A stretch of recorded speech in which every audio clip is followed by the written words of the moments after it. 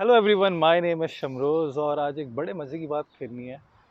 हम सब ने बचपन से एक चीज़ सुनी हुई होती है, ठीक है? आपने भी आई एम श्योर सुनी हुई होगी। तो बात ये है कि सुना हुआ है कि हमें चीज़ों से या मटेरियल चीज़ों से या इतनी खुशी नहीं मिलती जितनी खुशी हमें जो है वो एक्चुअल एक्सपीरियंसेस से या तजुर्बों से हासिल होती है। तो ये बात मैंने भी सुनी थी, मेरे ख़्याल है बहुत सारे लोगों ने भी सुनी होगी। तो पिछले 1 हफ़्ते में मैंने कहा ज़रा इस पे रिसर्च करते हैं कि क्या ये बात सही है या कोई मुहावरा या किस्से कहानी है पुराने ज़मानों के, और अगर ये सही है तो फिर ऐसा क्यों होता है।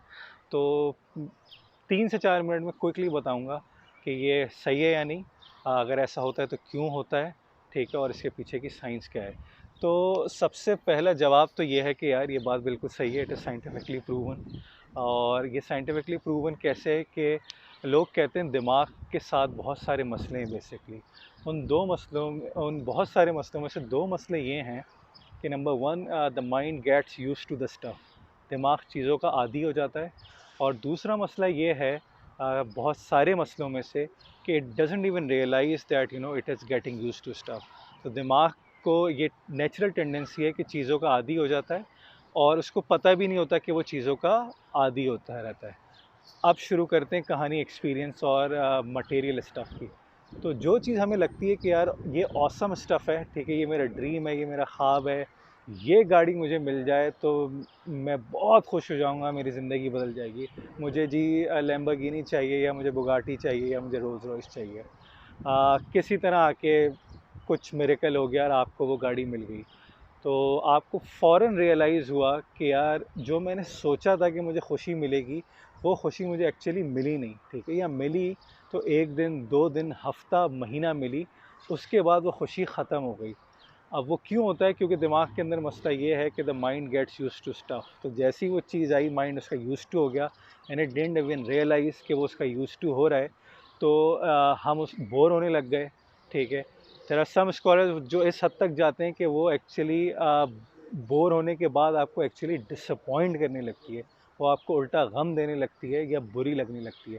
क्योंकि मटेरियल चीज़ों का एक नुकसान ये है कि वो they they last for a longer time, ठीक है? अब आपको बुरी लग रही है तो आप उसका कुछ कर नहीं सकते।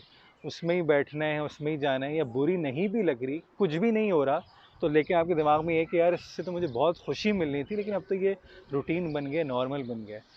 तो फिर it actually makes you board और गिव्स यू कंटिन्यूस डिसअपॉइंटमेंट। और क्योंकि बड़ी गाड़ी थी या बड़ी चीज़ें, मटेरियल चीज़ें, तो आप उससे जान नहीं छुड़ा सकते। मज़ा नहीं आया, फेंक दी, ठीक है? अब आपको यूज़ करना है, आपकी गाड़ी है। On the other hand experience की कमाल बात क्या होती है कि एक्सपीरियंस डजेंट लास्ट, ठीक है? तो दिमाग के अंदर जो मसला है कि वो चीज़ों का आदी हो जाता है। एक्सपीरियंस क्योंकि फ़ौरन ख़त्म हो जाता है तो दिमाग उसका आदी हो ही नहीं पाता, ठीक है? एक्सपीरियंस क्या होता है कि यार वेकेशंस पे जाना, या किसी के साथ जो है वो बीच पे चले गए, वॉक पे चले गए, कैंपिंग पे चले गए, अच्छे डिनर पे चले गए, ठीक है? तो वो जो भी एक्सपीरियंस है, since it will not last for ever, वो एवेपोरेट हो जाता है, ठीक है? तो दिमाग उसका यूज़ टू नहीं हो पाता। तो वो आपको प्लेजर देके या हैप्पीनेस देके एवेपोरेट हो जाता है।